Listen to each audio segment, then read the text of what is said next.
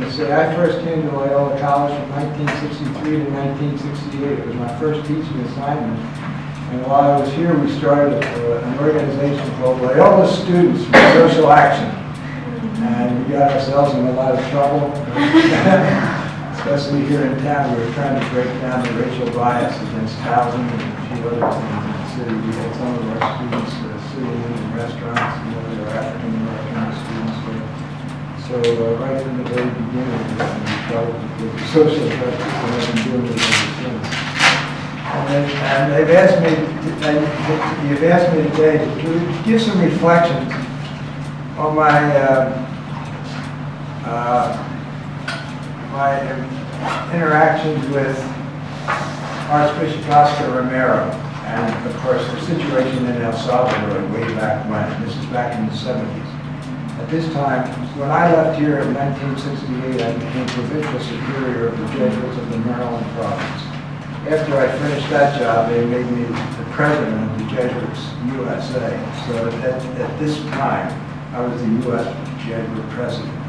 And that, of course, put me in greater contact with the society internationally, as well as with people in Rome.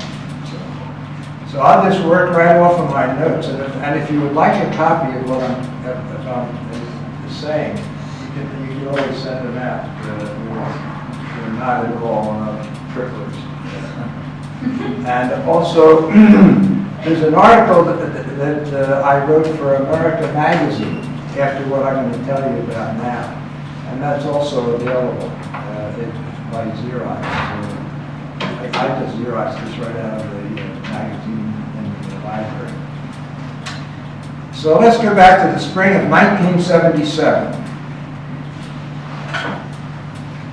I got a visit when I was at the national office in Washington, D.C., with the president of the Jesuits USA.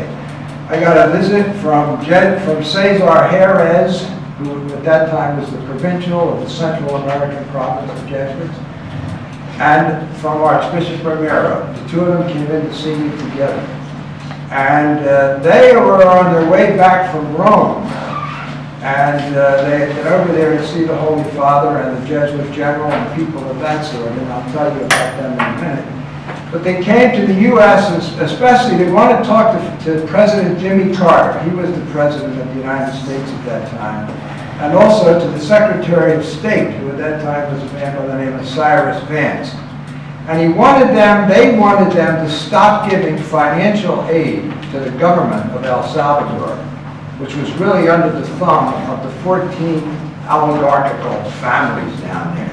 There were a handful of very wealthy families who really ruled the roost, and the government worked for them, not vice versa. And so Oscar Romero came up to talk to the chief people of the United States government in order to influence their way of thinking and regarding that whole situation. We'll say a little bit more about that. But that's why they came to see me in the national office. And I'll repeat what I said before because it's important. There were 14 super wealthy families down there, and I call them oligarchs in the sense that it's the few arch-A, the ones that run the place. And they ran the military, and they ran the country, and they ran the government. And there are about 2,200 other families who are also pretty well-to-do. And they were in league with the 14 major families that called all the shots. There were 5 million peasants who were working on the farms. And they had no rights. They were being regularly harassed. If they got noisy, or they were simply murdered and cut down by the military. It was the country's way of retaining law and order. And they had gone over to Rome, Oscar Romero and Cesar Jerez, in order to represent this terrible situation to the Jesuit general, so for the Jesuits International to know that, and also to the Holy See, to the Pope. And they came to see me in Washington with the question that, is there something you can do to help us? And actually, it was my question to them, too. Once I heard the story, I said, holy moly, I had no idea what a terrible situation this was. And I said, what can we do? And they said, we'll let you know. And as I say, they had gone to Rome principally because of the fact that all the other bishops and archbishops in El Salvador had been reporting Archbishop Romero and the Jesuits to Rome, asking Rome to tell them to be quiet and to back off, because most of the archbishops in El Salvador were in cahoots with the wealthy. It was a terrible scandal, and poor Romero was getting caught, blindsided by the opposition. And so that was the reason why he and the Jesuit provincial went to Rome to see the Holy See as well as our own general, to explain to them what the situation really was. And Rome gave them 100% backing and support, and that was terrific. So when they came by our place, they were dancing. They were so happy with the enforcement they were getting. Little background on Archbishop Romero. He had originally been a very scholarly, quiet, theologically conservative, socially and politically uninvolved person. He had come up through the ranks, a good priest, a good pastor, an auxiliary bishop, and then he became a bigger bishop. And so he had gone through the routine. His social conversion occurred with the murder of a good friend of his and a former classmate with him. And the man's name was Rutilio Grande, S.J. He was a Jesuit. Rutilio Grande was murdered on the street, along with an old man and a young boy. They were just shot down. They were gunned down while getting out of their automobile. Why were they shot? Grande had urged the farmers to form an association called the Christian-Based Community. I told you that all these poor farmers, 5,000 of them, or 5 million of them, had no rights, no representation, no chance. So Rutilio Grande wanted them to organize, as we have unions in our own country, in order to have some voice in their own regard, and to bargain for fair wages. He challenged the government as well, Rutilio had, to back off and stop harassing the priests like himself who were trying to be in support of the needs of the poor. And for his efforts, he just got gunned down. They were getting out of an automobile, so now the car came by, the window rolls down, the gun comes out, and boom, boom, boom, Rutilio drops, along with this elderly gentleman and the young boy. When Romero went out to the village where his friend Rutilio Grande had been assassinated, he was appalled. He spoke with the people. He heard the stories. He was horrified at what he heard. The stories of assassinations, of brutality, of repression, of unjust treatment, and so on and so on. This was an eye-opener to us, to Romero. He had no idea. Just a footnote. You really don't know until you get your hands on it. That's where you're very, very fortunate and very generous. But you got to get down where the problems are, with the people who are oppressed. There's nothing like face-to-face, hand-in-hand. So Oscar went off and he pondered. And his heart went out to the people. He felt called out of a basic sense of fairness, of justice, of human dignity, to throw in his life with the poor. He was a really decent guy. He had never before personally experienced such suffering and the suffering of the poor. Back to the story. A few weeks later, I got a letter from Oscar Romero after they had been to see me in Washington. And I said, what can I do? Well, they went back to El Salvador, and I got a letter a few weeks later.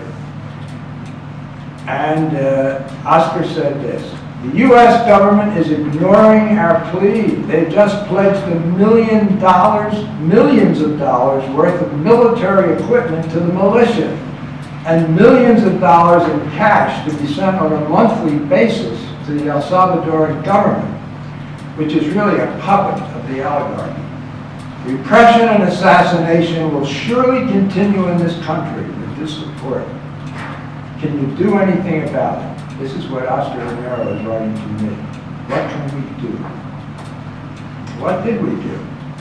I set up a meeting with Secretary of State Cyrus Vance, and I tried to gather a blue-ribbon committee of other people who would go in there to see him with me. For instance, I got the head of the National Council of Churches, offices in New York.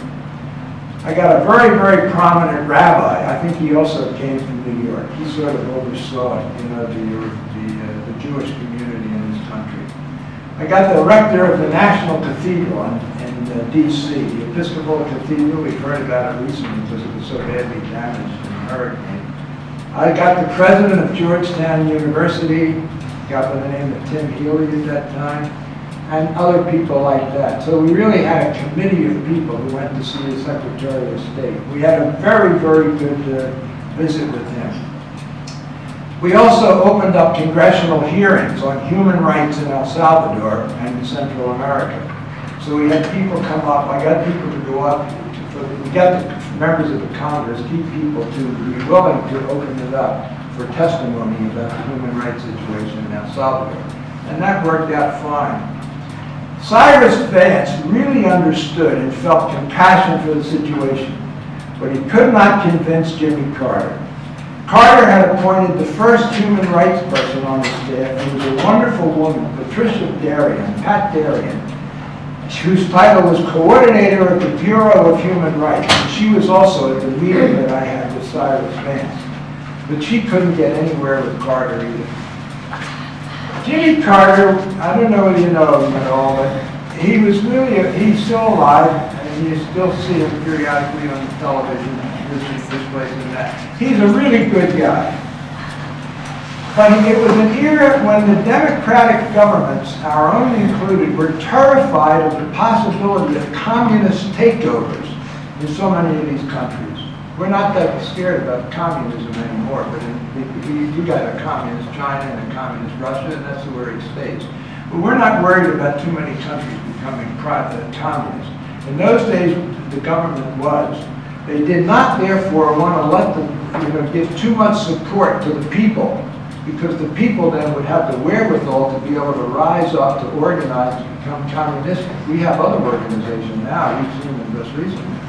But in those days, Jimmy Carter was terrified that if he gave support to the people rather than to the government, that he would be, sort of spreading communism. And but Carter thought that if he didn't support the oligarch government, the peasants would also rise up, and revolt and therefore communize. Romero kept broadcasting a Sunday homily throughout. Every Sunday he was on the radio, on the Archdiocesan station. And he kept calling for fairness, for support of the poor, for observance of human rights. He was trying to call all people to relate to one another as children of God, as brothers and sisters of one another, and to try to get them to care for those who were most in need. His heart was really with the poor. He wanted to see the rich all of a sudden wake up and realize they're talking about real people here. They're brothers and sisters in the Lord. This was enormously supportive to the poor people, and it infuriated the oligarchs, the 14 big families particularly. On March 24th, 1980, I got a phone call from El Salvador. I'll never forget it. I was sitting, we had a television room, in the basement of this residence in which the national officers of the Jesuits lived. And it was about 10 o'clock at night, and all of a sudden this phone rang right outside the TV room, and it kept ringing and it didn't stop, so I went outside and I picked it up, and it was a call for me from El Salvador, telling me that Archbishop Romero had just been shot dead.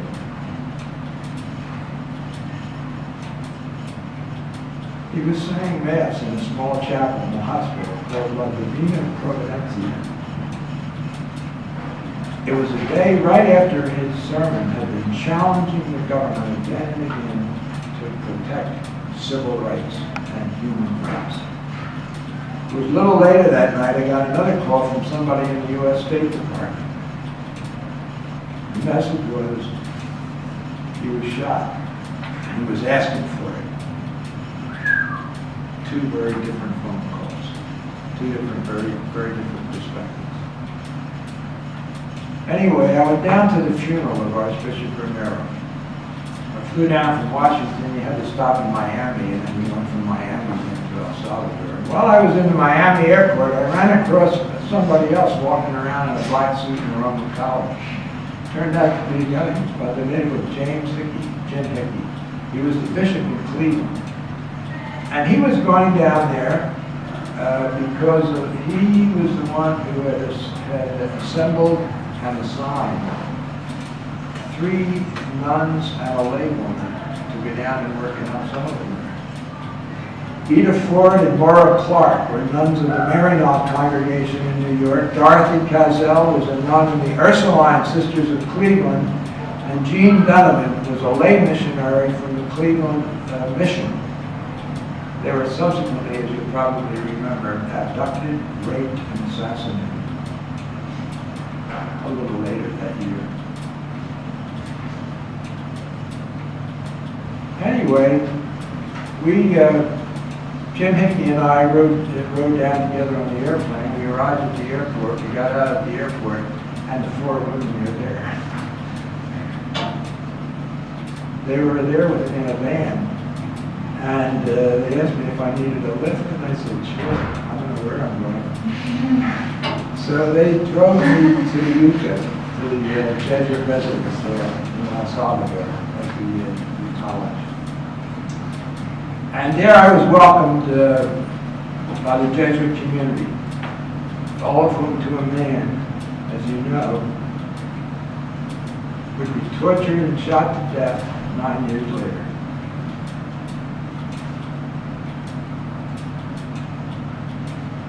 Along with their housekeeper and her daughter. That would be in 1989. At dinner that night, I noticed that the walls were pockmarked with bullet holes. So I asked them, I said, why don't you fill in the holes? And they said, well, there's 2 reasons. First of all, it's going to happen again. And secondly, it reminds us of our mission and the price we're called to pay to represent the needs of the poor. You know, in later years, I said, wow. They knew what they were into.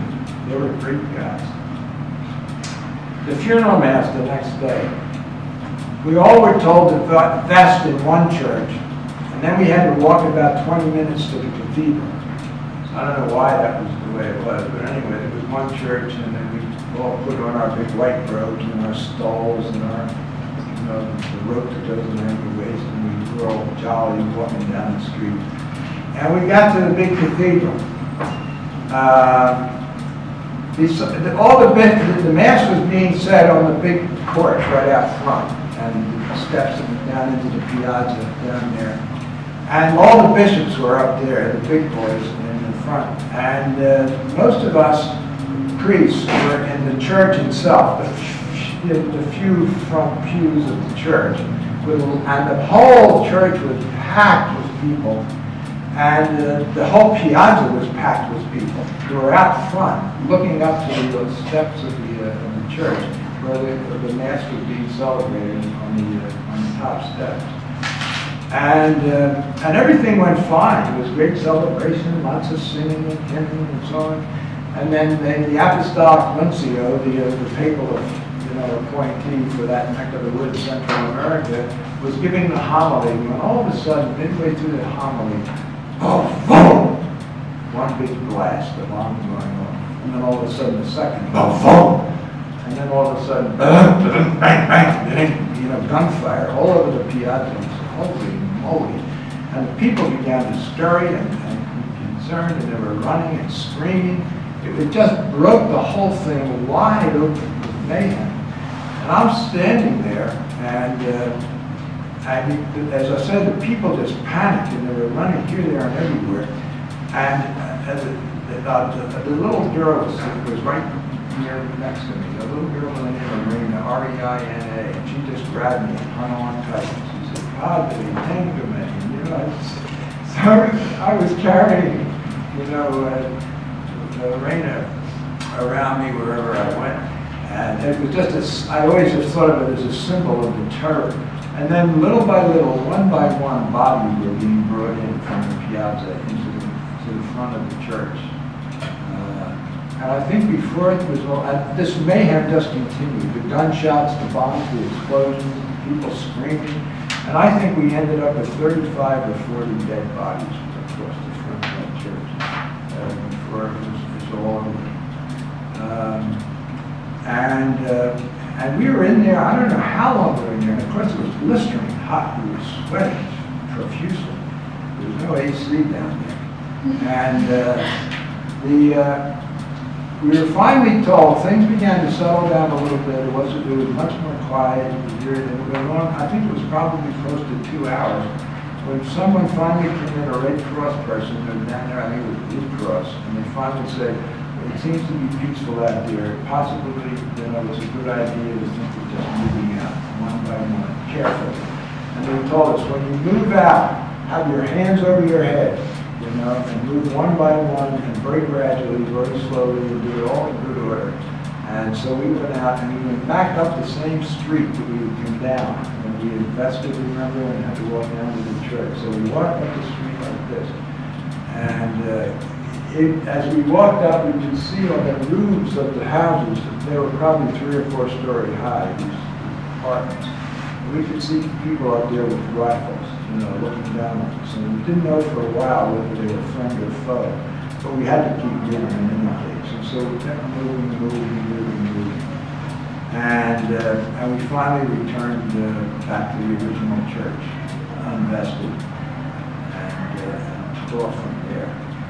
There must have been, I don't know, 3 or 4 of us, from the Utah community, the Jesuit community, and some one of them had driven the automobile, so we just located that and went back. And I arrived back in D.C.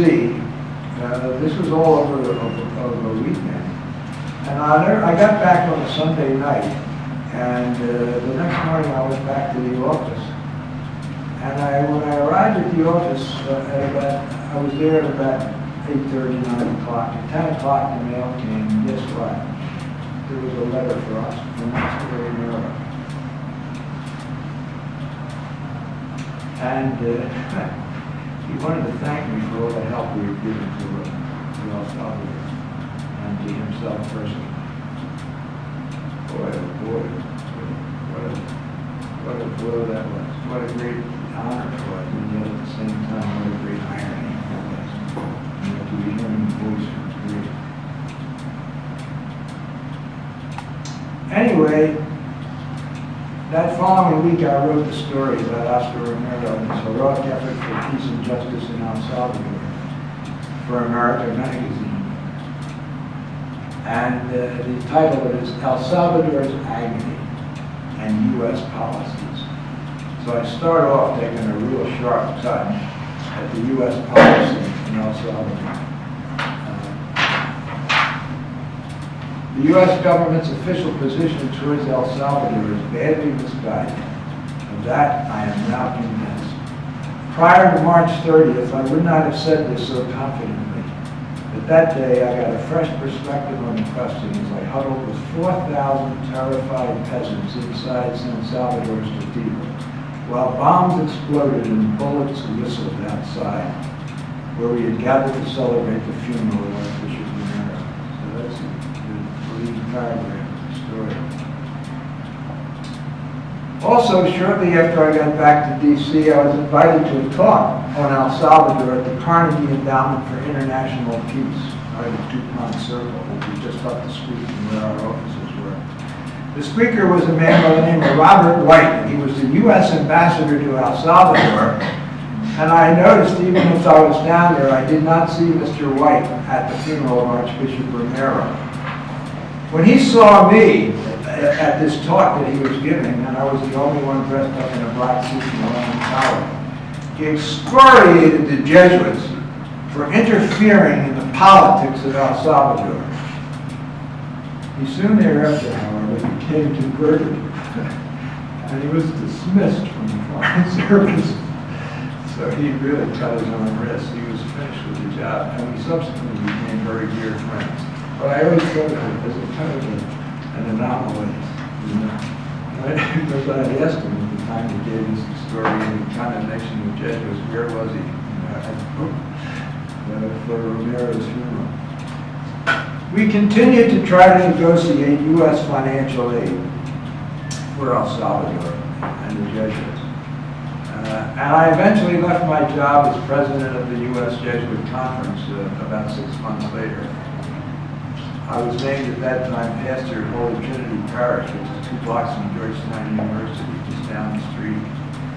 And lo and behold, Archbishop Hickey, who was in Cleveland, was then named the Archbishop of Washington. So two of us got to be very closer friends during that period. I was elected to the Priest Council, and I was made chairman of the Social Justice Committee. And I had a lot, therefore, to do with Archbishop Hickey and the pursuit of justice in D.C., in El Salvador, and abroad. I continued to work on that. And also got to be a good friend of God by the name of John Carr, who heads up now the national office of the Archbishop of the Bishops for Social Justice. He had a daughter who graduated from Loyola College about 2-3 years ago. And after that, I was assigned to the Woodstock Center, and there I continued to pursue justice and peace in the world. So in any case, that's the story. I found it a very moving and humbling experience. And I was delighted with the opportunity to get to know Archbishop Romero. He's a saint. There's a wonderful article about Archbishop Romero. As I said, if you want to use things, I can always get the Xerox for you. But what a wonderful opportunity to get to know a man who's so thoroughly committed to the cause of justice and to the support of the poor, and who himself, was a convert to us. Okay, any questions or any observations? Any questions, guys? Yes. About your interaction with Robert White, is it Robert White? Who was the ambassador to El Salvador, the U.S. ambassador, right? Yes. I just want to know about that more. So he at first kind of insulted you. Is that what I heard? Yeah. And then you responded where was he at the Where were you? When the bullets were flying, baby. and then how did you? I'm unaware. How did he got out of office, but also experienced a conversion? I think he just experienced the conversion first, and then they decided they took him out. It's funny how that'll sometimes happen. I went there, not expecting this huge confrontation and a lot of challenging back and forth. And but I stood my ground. I mean, I didn't back off, and he's a guy who appreciates that. Mm-hmm. And it was subsequently to that, I don't know whether I called him or he called me, but anyway. And he was, in any case, we ran across each other very shortly thereafter, and then we began to really talk. Mm-hmm. And he wasn't standing on his, official position, or I was just standing looking at the facts, stuff that I was just walking through with you all. And he began to say, yeah, I see it from a little bit perspective. Where you're standing sets your focus, and it can determine everything. That's why you've got to be with the poor. What you see is where you stand, and vice versa. I'm a big one on perspective. And all of a sudden, he got another perspective. So I really didn't see I just have one more question.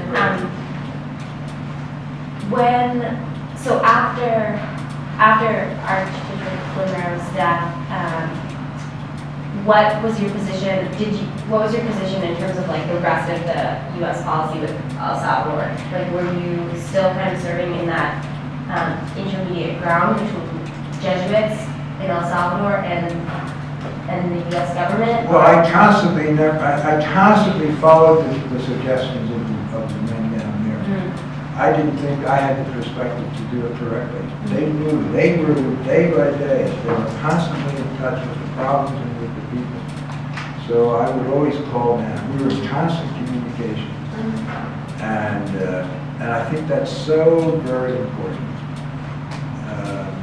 And you're speaking about Ignacio Garcia. Yes, Ignacio. yes, exactly. What was the atmosphere of people that you were maybe informing about issues that were just like Americans or in your experience? What did you encounter, like not government officials?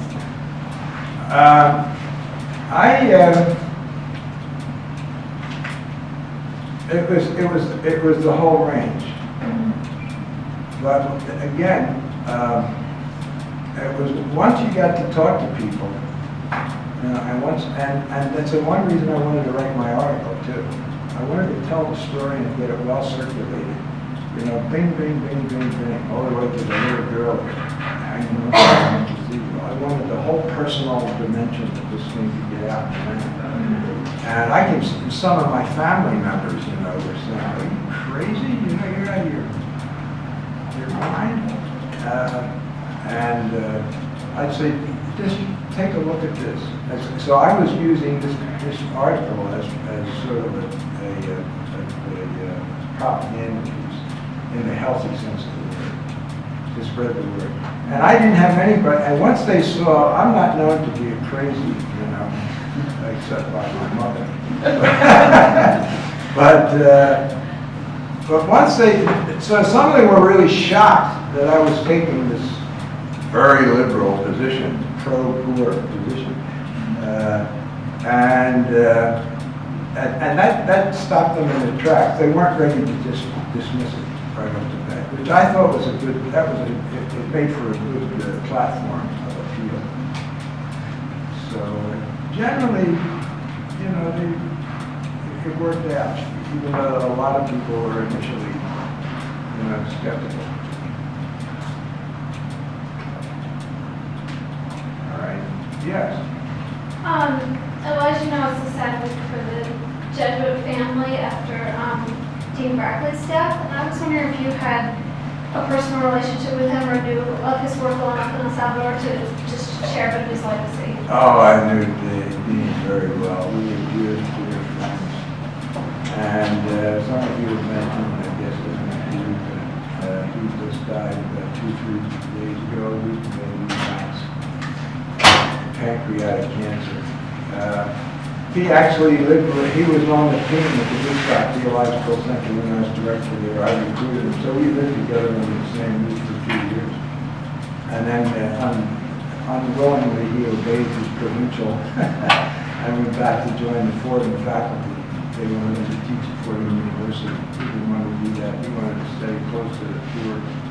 And then the word came after our men had been assassinated down there for volunteers to get down. And I told somebody, Dean says it was like a softball coming right over the plate. So he had to swing. He had to swing. He knew he had to go. And he knew nothing could stop him. And once his provincial said that, he was going to stop me. So Dean was the first guy to volunteer. It says a lot for him. Because he knew that the oligarchy was still the ruling caboose. And who was to say that the next 6 guys who went down were not going to get wiped out, assassinated? Dean wanted to beat him. He was a real hero. And he did an enormous amount of good for an enormous number of people, all during the years he was there. Then he was diagnosed with cancer, and he wanted to die there, and he did. And he's written a wonderful book. What's the name of the book?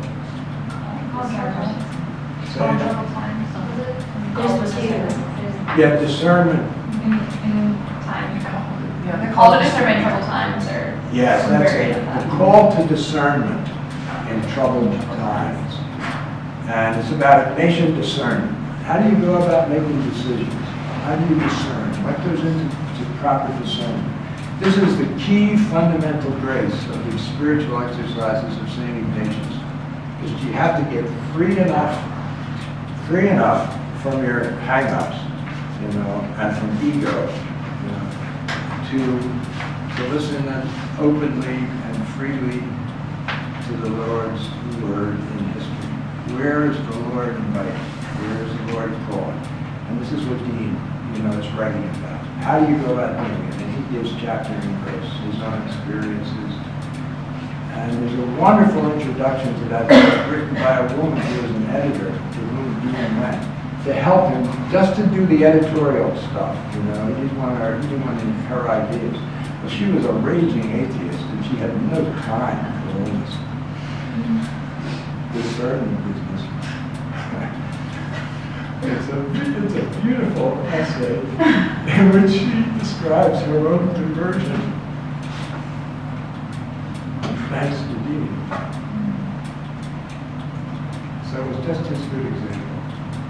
And so, anyway, she's committed. Yeah. I think one question that is coming up in my mind is that obviously none of us were born around during the time of the Civil War, the conflict in El Salvador, and Romero's death and Jesuits being assassinated. So I guess I wonder, where do we see this call to go, and kind of what's the El Salvador of 2011, and where are those human rights violations, and where do we need to take a stand in terms of social justice? So if you have any insights on that. I haven't been back there for quite a while, so you can come back and tell me. But knowing the history and the background can be very helpful to you, because I suspect that there's still some impoverishment. Some of you have been there more recently, and yet Oscar Romero has become so renowned down there that the people cannot be the same as they would have been back then. His memory lives on. His idealism is alive. You can't publicly, befriend the oligarchs and despise the poor. You just don't get away with that. Some of you might know better, but I believe that's still the case. And our men are doing a great job down there. And I think the fact that they all, the original community that I came to know, just got us wiped out, like that. That is blessed. That is blessed soil. And cultivates profound respect and reverence.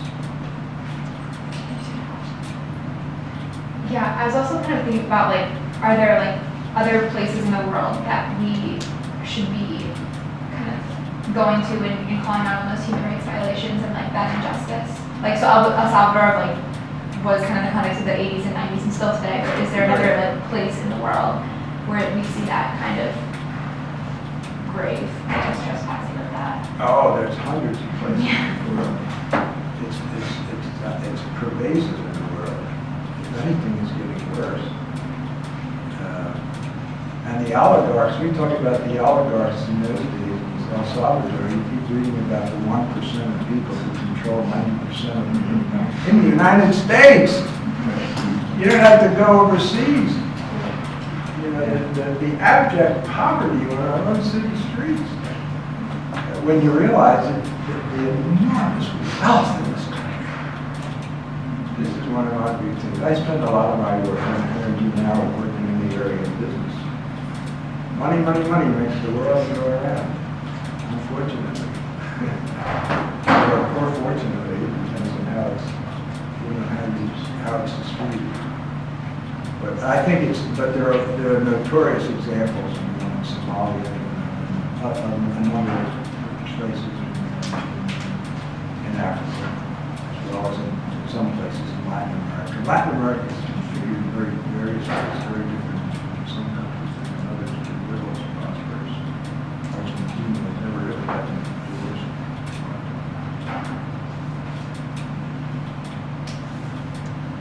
thank you so much. Every time I hear your story, it's so inspiring and interesting. So thank you again for coming. We hope to have you again next year.